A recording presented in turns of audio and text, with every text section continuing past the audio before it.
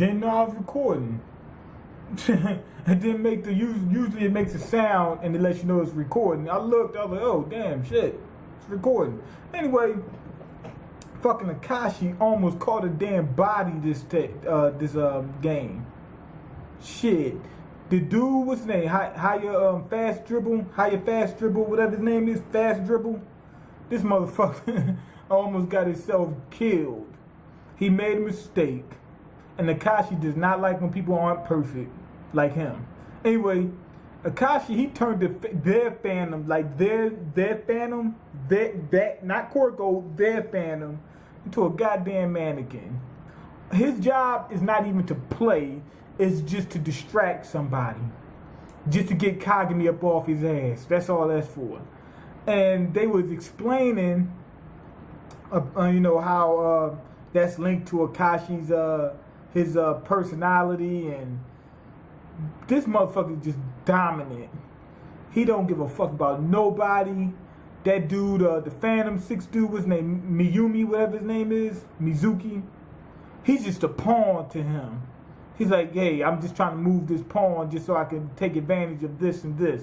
And they said that if you imagine being him, how you would feel if you're on that court, but you don't get to do anything. Like, yeah, you get to play, but don't do a motherfucking thing, otherwise we're kicking you out. You would be pissed. You'd be like, God damn, I want to contribute too. He's like, yeah, you are contributing by standing there and just looking cute. That would piss me off if I had that happen before. Like, hey, like we were playing basketball. This is when I first started. So I wasn't that good, so I can understand it. I was terrible when I first started playing. They said, hey, when we pass you the ball, just pass it right back, and that's all you do. I was like, come on, motherfucker, I gotta do something, you know. Anyway, what's that dude, Iduki, whatever his name, Dookie? His eagle eye is finally able to cope with the motherfuckers, because before, he was just getting outdone. That dude, Fast Dribble, was putting the screws to this guy. Anyway, he says that you're more skilled than me. He said, but I'm able to outsmart you by thinking a few steps ahead and by moving a few steps ahead. So they was able to shut him down, right? And once they shut him down, he got so pissed that instead of playing smart and passing it to Muscle Man, what he did was, yeah, Muscle Man from a regular show is on this show too. He's the one that stays under the hoop.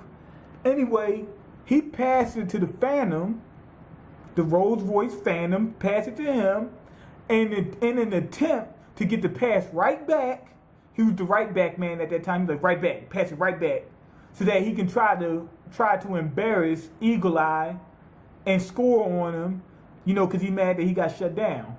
Anyway, Kuroko got the steal, they scored, and now they're closing the gap. They're still behind by a good amount, and it's very unlikely that they will be able to come back.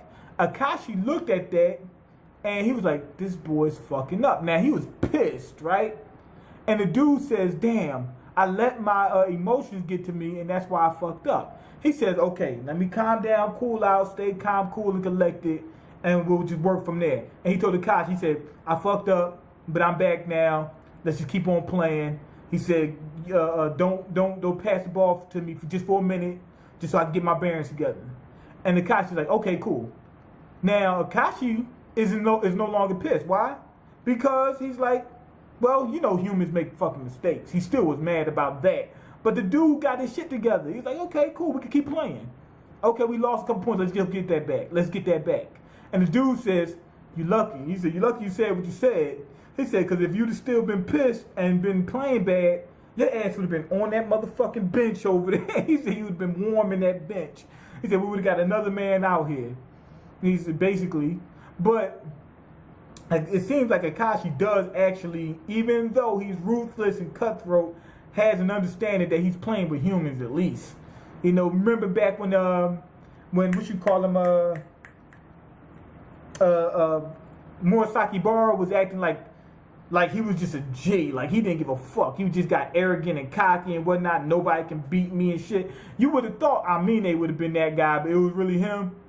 Back when he did that, he couldn't get along with who was it, Kisei, I think it was, and he made them play together in order to build up the morale. So he uses people, but he does at least realize these are people, and he did let that dude get away with a mistake. So he could have killed the dude, but he's only gonna kill when necessary, basically by any means necessary. Anyway, they shut down Fast Dribble. Now you got Earth, Wind, and Fire. You know, the 3-point shooter, Earth, Wind, and Fire. He's getting ready to make a new song and come out with a new album. He's playing against an average player, they said, which is that dude, what's the dude? Kitty Cat. Anyway, you know, Shadow Cat from X-Men. She's in here. He's playing against him, and they said that he's not that good of a player, but being that he started when he was in high school, meaning he just started, what, a year or two ago? He's actually very good for that time, you know, for just to be playing for that, you know, short amount of time. Anyway, the only way he was able to somewhat keep up with this dude, even though he's completely outgunned, is because he played so many different types of sports before. And being that, let's say he played tennis, they said, you got to have fast reflex and you got to be able to watch your opponent. He plays his opponent. If he likes to attack, he forces him to defend himself. If he's a cautious man, he draws him into dangerous waters. So that's what it is. Even though he's not as skilled, he's able to use his other skills and being attentive and being able to react quick enough, he's able to somewhat supplement that. But then they said it's over for him because now that the guy's got a Earth, Wind, and Fire is able to see what he did, he said from now on, there's no way for him to beat him. He said, okay, he caught him off guard now. Now he can't catch him off guard. And even if the dude's able to read what's going on, he said he can go ahead and shoot because he's taller than him. He can jump higher. You know, that type of thing. That type of deal. He was able to break the damn void shot. He's like a void Rubik's Cube. It's a hole in the middle, so you get confused and you can't do anything. Anyway, he's able to break that and go ahead and jump like everybody else was frozen. And he's able to do that. He figured out what was going on. Anyway, Hugo's watching him from the sidelines, and he figures it out. So now we're going to finally get the explanation on how that works. My theory is it's a damn flinch fake. Like, he goes for he sets up for the 3, you know, slight little flinch. You jump a little bit, but you realize it's a fake so quick that you come back down, but he goes back up. So now you're in this limbo state where you're like, damn, should I jump, should I not? And then you see him in the air, and it's like, okay, it's too fucking late. That's what I think he's doing, but I'm not 100% sure.